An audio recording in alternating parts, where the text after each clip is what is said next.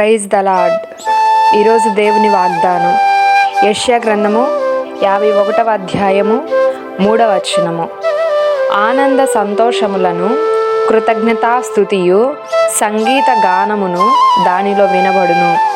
ఈరోజు పరిశుద్ధాత్మ దేవుడు మనతో మాట్లాడుతున్నటువంటి మాటలేమనగా, ఎవరైతే ఈరోజు మా జీవితము అరణ్యముగా మార్చబడి ఎడారి భూమి వల్ల అయిపోయింది, ఈరోజు మేమున్నటువంటి పరిస్థితుల్లో, మేమున్నటువంటి ఎడారి బ్రతుకులో మమ్మల్ని ఆదరించేవారు లేరు అని ఈరోజు నువ్వు గనక బాధపడుతున్నట్లయితే దేవుడు అంటున్నాడు, అరణ్యమును ఎడారి వలె ఉన్నటువంటి భూములను ఏదేను తోట వలె ఆయన చేయబోతున్నాడు, పచ్చని తోట వలె చేయబోతున్నాడు.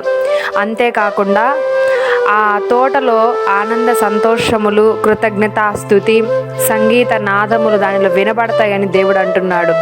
ఈరోజు నీ జీవితం ఎడారి వలె ఉండి దుఃఖముతోనూ, రోదనతోనూ, అంగలార్పుతోనూ, వేదనతోనూ రోధిస్తున్నట్లయితే ఆ దుఃఖము, నిట్టూర్పు సమస్తము కూడా పొగ ఎగిరిపోనట్లుగా ఎగిరిపోయి నీ జీవితంలోనికి ఆనంద గానములు, సంతోషము, కృతజ్ఞతాస్తుతి పలికే రోజులు ఈ దినం పరిశుద్ధాత్మ దేవుడు నీకు ఇచ్చి ఉన్నాడు.